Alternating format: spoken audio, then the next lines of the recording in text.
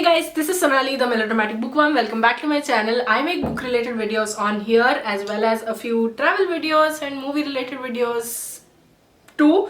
So if you like what you see and would like to keep up with my content, then please hit subscribe and click on the bell icon so that you can stay updated with my videos. I'd also love to hear about what you think of my videos, and I'd love to chat about your favorite books, your favorite movies, your favorite destinations to visit. I'm looking forward to interacting with you all, so don't forget to stay tuned, and I have a lot of content coming up for you, I promise. Since this is the start of a new year and a new decade, I thought I would answer some of the questions that you would post to me. So I asked you to ask me some questions on Instagram which I could answer in a video, and you delivered. So I will go through them one by one from the very first time that I asked you. I feel like I need to give a lot more background about why exactly I'm doing this, but it's the new year, the new decade, and I thought I would interact with my followers on Instagram as well as on YouTube and give you the answers that you would like to know about me. Not all of these questions are bookish, some are personal as well, and I will try to answer them with as much honesty as I can. So the first question is, how did booktubing change or shape you skill-wise?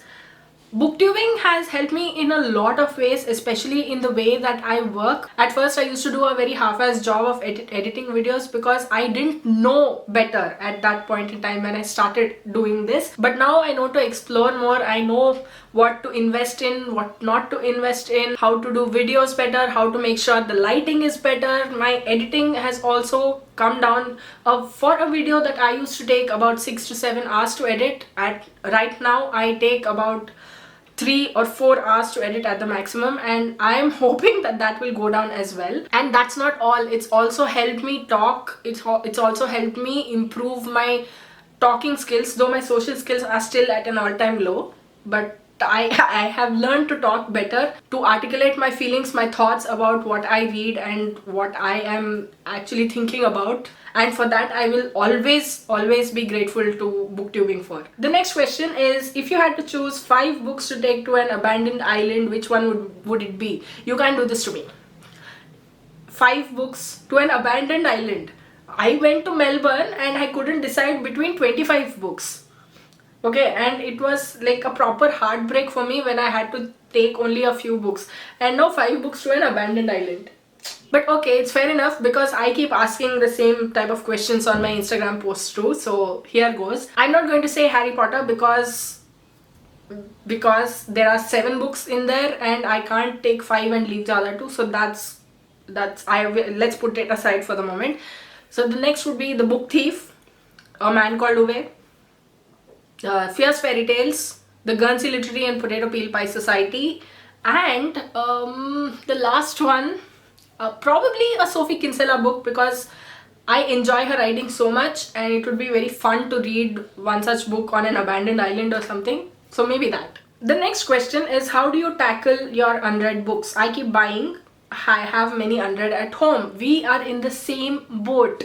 I do the same thing, or at least I used to do the same thing until December 2019, because now I'm on a book buying ban, and this is the first time ever that I've gone on a book buying ban, and I feel like that is how I will tackle all the unread books. But I also try to read multiple books in parallel, especially if there are very light breezy books, then I take them and I read them while I'm eating or while I'm commuting, or I listen to an audiobook, so that way my unread pile comes down a little, but it's no comfort because my unread pile is still over 300, and I'm not even kidding. I will do a video about all the books that are on my TBR, and you will see then that there are like a host of books, like too many.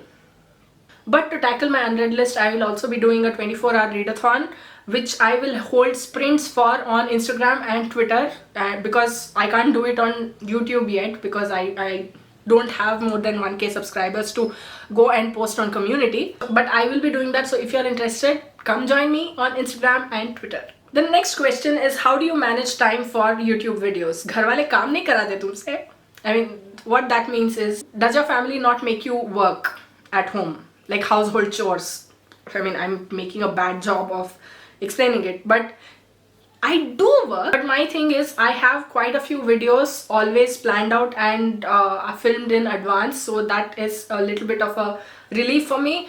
And when I have to do one particular video for a particular day, then I take about 2 hours to film it, and I work at night, so that's how I manage the whole thing, or mismanage the whole thing. The next question is the worst book you have ever read. I mean, there are quite a bit of worst books that I have ever read, because some books don't go through editing and some people think that those books are the best. I won't take the names, but there was one review copy that I read in 2017 which I absolutely did not like. I gave it a 1 out of 5 stars because it was so horribly written. It was not clear, it was not understandable in the first place. The plot was haywire. I had no idea what the author was trying to say, where he was going to go with everything that he was writing in there, and that was probably the first very bad book that I read. I've read a few since, but I think since that is the first that stands out the most for me. I'm not going to tell the name of the book because yeah. The next question is plans for your new videos. I have a lot of new videos planned, and right now I'm through this entire introspection into 2019 kind of stuff, but I also have a lot of new videos planned. Like I have travel vlogs, and I have some other bookish content, quite a few bookish content coming up, and I have a couple of rant series going on, one about Harry Potter and one about the book that I'm reading that I really did not like, and I have quite a bit of those. And there are more recommendation videos, for example mythological fiction, pride books, and there are a lot of videos that I'm planning.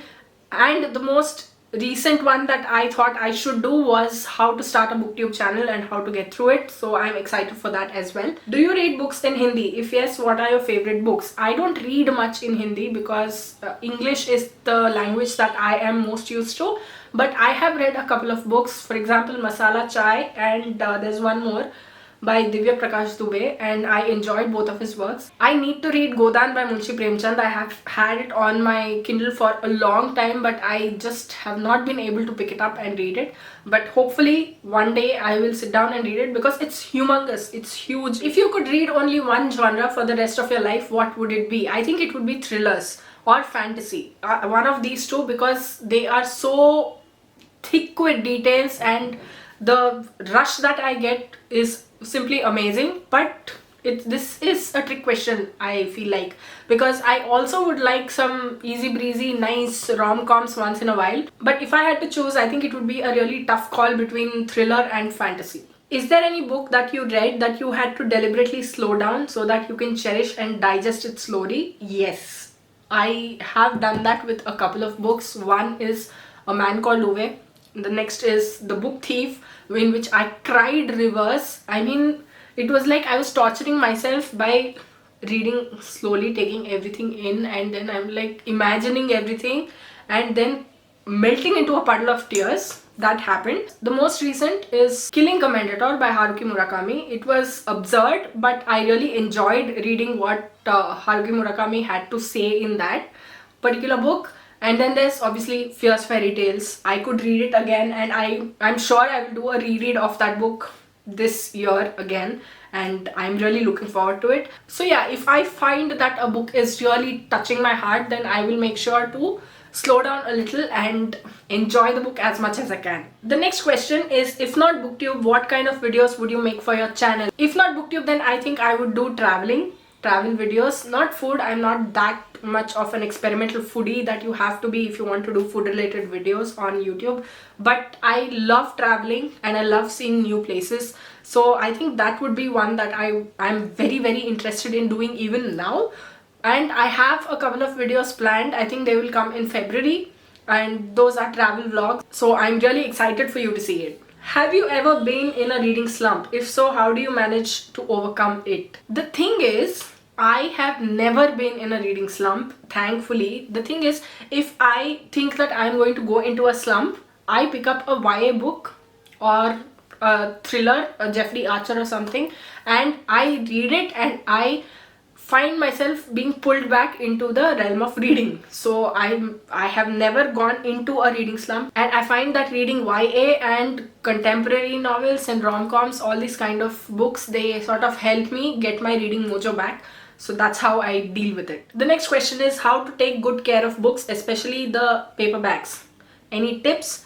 What I'd suggest is you stack your books. If you have a bookshelf, you stack your books one on top of the other. Not like this. This is not how you take care of paperbacks, by the way. But since it looks good on camera, I have to put it this way. But stacking books like this, one on top of the other, is what is good for your paperback books. And also take care that when you're reading a book, you cover it in newspaper or plastic or whatever you can find, so that it does not get mutilated or dirty. So that's another way of taking care of your books in a better manner. The next question is any 3 books for teenagers from 15 to 18 years, and I think that you could start with the Harry Potter series, and then there's the Percy Jackson series, and if you want to go into YA, then there's The Fault in Our Stars. There's The Hate You Give, which has a great message. The On the Come Up, especially The Hate You Give and On the Come Up, they are really message oriented. So I feel like they will enjoy reading it while, you know, taking in the message that the book is trying to project. I would suggest Simon vs. the Homo Sapiens Agenda by Becky Albertalli. It is amazing. The next question is, which is your next book? When this question was asked, I don't remember what I was reading, but right now when I'm filming this, I think I will be starting Children of Virtue and Vengeance. I know I should have started it on January 1st, but I brought in some books from 2019. So the next question is, if you would want to rewrite a book, which would it be? And I feel like All the Light We Cannot See, or even The Incendiaries, which I found to be disconnected and I found to be rather repetitive in writing, especially The Incendiaries. It was sort of a book that gave me a very tough time. And All the Light We Cannot See is one book that is based in World War II, but I don't have a lot of, you know, knowledge about it. But given the knowledge in there, maybe I could rewrite it. I mean, not that I would do a better job, but you asked me. The next and last question is any dark books. I don't think I've read any dark books so far. I can't remember at the moment. Like, I have a very bad memory, but if I do, but I will be starting Ninth House by Leigh Bardugo. This is the first in a series, and it's supposed to be really dark, really triggering, and a lot of people had issues with how there were no trigger warnings given. So those were all the questions that you had for me, and which I had the absolute pleasure of answering. What did you think of this video? Did you like it? Did you not like it? Do you have any more questions for me? What are you currently reading? What do you plan to read next? Let me know in the comments below. I'd love to hear from you. If you like this video, please like it and share it to spread the word. And if you like my content and would like to see more from me, don't forget to hit subscribe and click on the bell icon beside the subscribe button to get notified as and when I post new videos. Thanks for watching. I'll see you in the next video. Until next time, keep reading, keep watching, and add melodrama to your life.